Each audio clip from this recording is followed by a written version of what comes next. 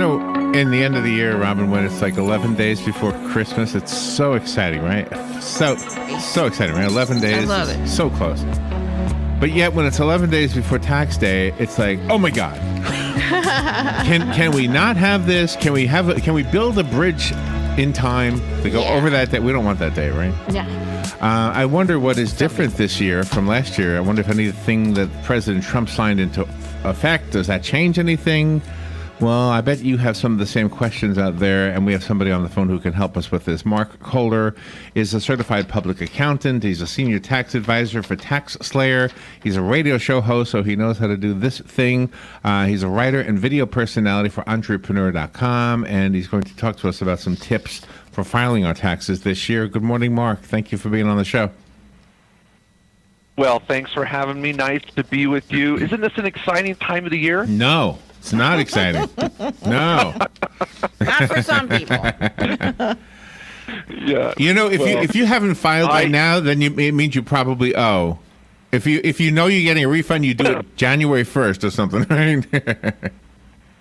Yeah, it's interesting. There is kind of two worlds out there, those that are getting a refund and those that don't. Right. And you'd be surprised. Yeah, no, around 70% of Americans are getting a refund, and refunds can average between $500 to $3,000. It's kind of where the average is, and it's pretty exciting. So, yeah, still people are filing and getting refunds, so it's not all over yet. So don't dismay. Do you have any specific tips before we start asking questions? I don't want to use your time with our questions.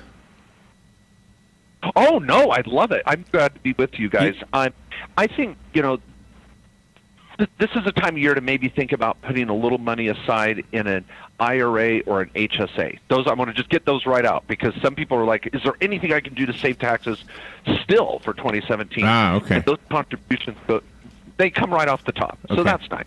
Mark, I apologize. There might be an echo on your end. It sounds like I'm distracting you every time I say anything at all. Is there an echo on your end?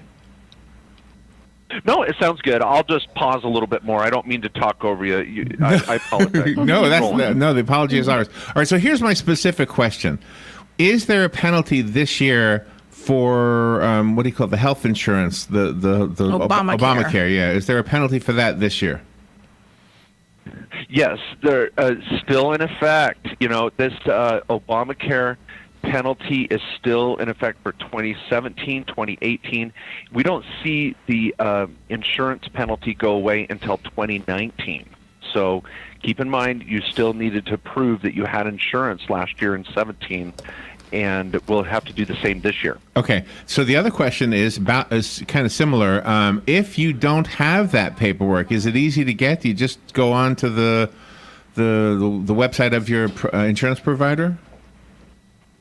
It is. It's not too bad. You want to just contact your insurance provider right away. And, that's an important point, too, is this is a good time to just get organized. Lay out all of your forms on a table. Maybe you've got a card table in the house or apartment that you're going to, dedicate to this process, and start looking over your forms, see what looks different, see what might look inconsistent, and if something jumps out at you, you want to try and resolve it. So maybe don't save one night or one weekend to do your taxes. Get started early and just start laying it out. You've got, there are self-employed filers, there are individual filers. What are the differences?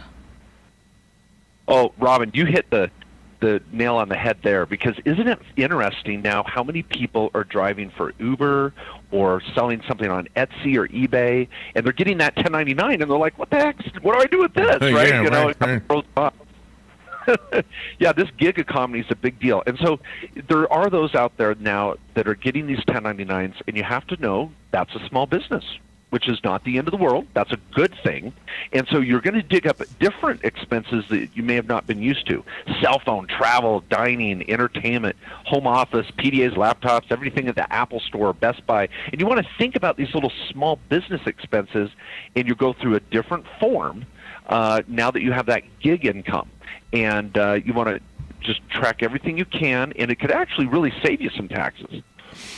We are broadcasting to a community that is college age because of the university in this listening audience, as well as retirement age. We have a lot of retirees living in this part of Florida, so we kind of have both.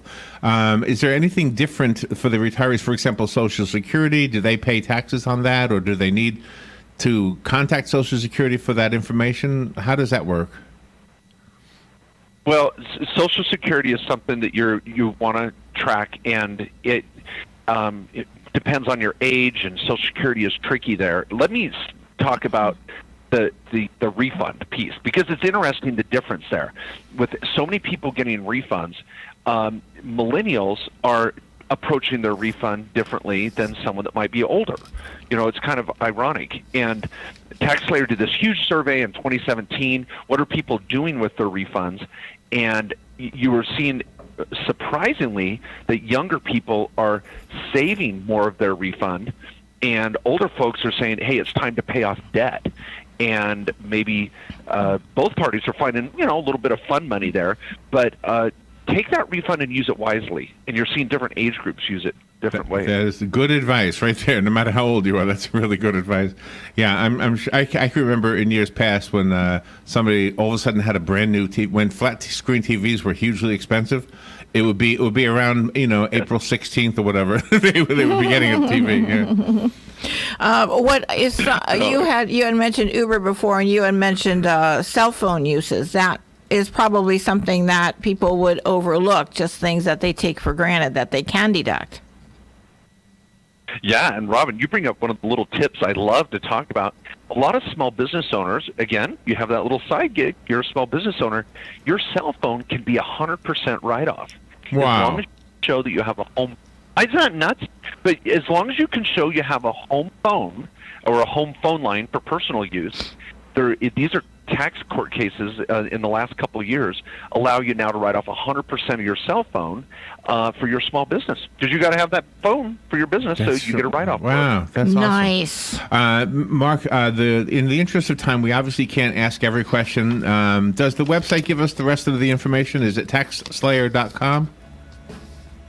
Yeah, taxslayer.com, a great place to go to get affordable tax support and online chat, phone support, getting your forms going. I just love it. And there's a lot of DIYers out there. Do it yourself. And whether you're young or old, if you've got a pretty simple return and you may have a refund coming, get on the software.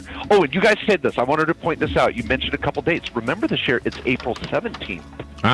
Exactly. Okay. So we got 16 days, whatever it is. 14, 16, 17, 3rd, 12. I can't do 13 days. Thank you. Thank you. Yeah. Hey, Mark, thank you for what you do and for being on the show. We'll be right back. Fox News Radio. I'm Lillian Wu. With Dow futures sinking on China's announcement of new tariffs, President Trump sending out a tweet saying we are not in a trade war with China, adding, that war was lost many years ago by the foolish or incompetent people who represented the U.S. Now we have a trade deficit of $500 billion a year.